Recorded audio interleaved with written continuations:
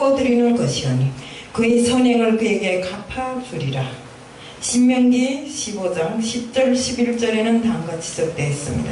너는 반드시 그에게 줄 것이요 줄 때는 아끼는 마음을 품지 말 것이니라. 이로 말미암아 내 하나님 여호와께서 내가 하는 모든 일과 내 손이 닿는 모든 일에 네가 복을 주리라.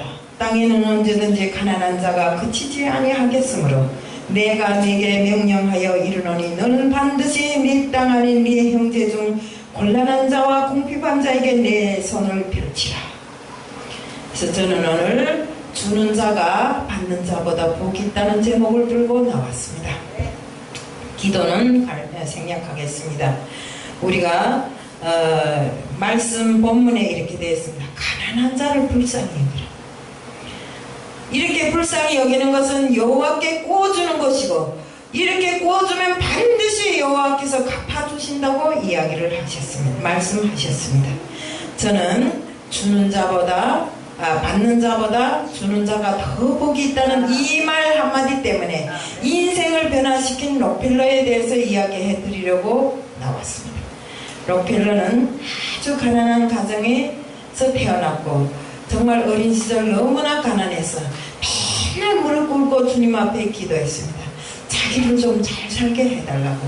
그런데 어떻게 됐습니까? 33살에 부자가 되었고 43살에 대재벌이 되었습니다. 53살에는 세상을 놀라는 대갑부가 되었습니다. 근데 그가 어떤 일을 해서 이렇게 갑부가 되었을까요? 우리가 록펠러는 석유 산업이 아주 하반기를 걸 때 이때 석유 산업에 뛰어들어서 정말 석유를 중요해 갖고 거기서 가스를 뽑고 또 오일을 뽑고 또 윤활유를 뽑고 이런 식으로 해서 여러 가지 제품을 뽑고 여기서 특히 나는 우리 뭐인가 하면 이 오일 하나 가지고 이 사람이 대재벌이 된 것입니다. 왜요? 석유가 폭락을 해갖고 정말 그 경쟁사들이 흔들거릴 때 록펠러는 그 경쟁사들을 몽땅 사들였습니다. 그런데 그의 경영 방법은 아주 효율적이고 특히나는 잔인성을 경배했습니다. 왜요? 정말 이렇게 거저 순순하게 경영을 하면 잘 안 되니까 아주 잔인하게 해갖고 입법부까지 다 매수해갖고 광산 노동자들이 살기가 힘들다고 폭동을 일으키면 그들을 무자비하게 진압하고 많은 사상자까지 냈던 거였습니다. 이렇게 세상을 살면서 정말 돈을 벌랴 이것을 지키랴 애쓰던 록펠러는 그만 병에 들고 말았습니다. 처음에는 위병에 들었고 신경병에 들었고 나중에는 근육이 수축되는 병에 들었고 이렇게 신경쇠약까지 걸려서 병원에 가니까 1년을 못 산다는 진단을 받았습니다.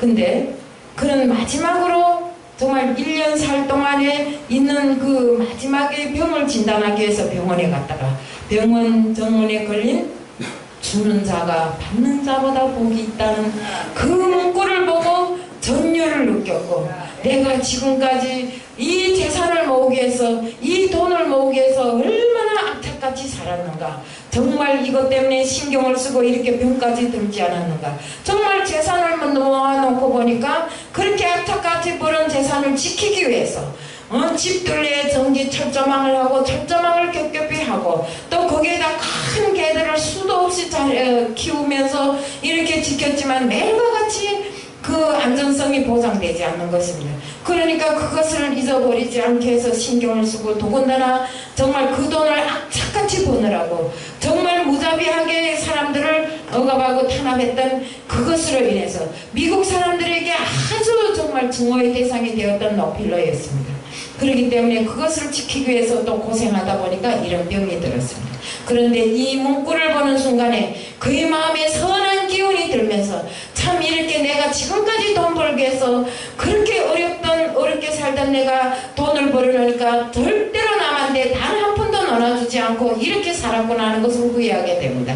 그런데 이러면서 하나님께 기도합니다. 지금까지 제가 돈을 벌기 위해서 이렇게 많이 하나님께 기도하니 하나님께서는 저에게 많이 주었음에도 불구하고 저는 이것을 나눌 줄도 모르고 쓸 줄도 모르고 이렇게 살았습니다 하고 기도하는데, 눈을 감고 기도하는데 병원 롬에서 확짝지껄 떠드는 소리가 납니다. 그래서 눈을 떠보니 정말 어린 딸이 그 병원비 때문에 지금 병원 로비에서 막 다툼이 일어났습니다. 그러니까 자기 비서를 보내서 누구도 모르게, 오른손이 합일 왼손이 모르게 이렇게 그 병원비를 내줬습니다. 그런데 다행히도 그 병원비를 받은 그 애가 살아나니까 록펠러가 정말 살면서, 세상에 살면서 내가 이렇게 삶이 즐거운 일이 있는 줄을 몰랐다고 하면서 그는 98세 될 때까지 나눔으로 세상을 살다가 돌아갔습니다. 이렇게 정말 록펠러가 이처럼 대재벌이었지만 마지막에는 나눔왕이 되어서 이렇게 나눔을 하고 돌아가는 이 현상을 놓고 봤을 때 우리는 도대체 얼마나 나누고 살았는가. 나눔이라는 게 그렇잖아요. 내가 먹고 사는 것을 나누자면 나눠줄 것이 절대로 없습니다. 하지만 내 주머니가 비어 있어도 정말 내 집에 쌀떡이 정말 달랑거리고 비어 있어도 정말 나누겠다고 생각하는 사람은 나누게 되면 그 몇십 배의 축복을 받더라 이겁니다. 그러니 우리도 정말 주는 자가 복이 있다는 이 말씀의 뜻을 쫓아서 항상 우리 하나님께서 말씀하셨잖아요.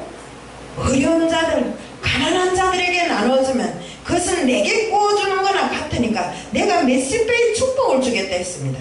그러니까 우리는 이런 축복을 거저 받을 수는 없는 것입니다. 심는 대로 거둔다고 콩 심은 데 콩 나고 팥 심은 데 팥 납니다.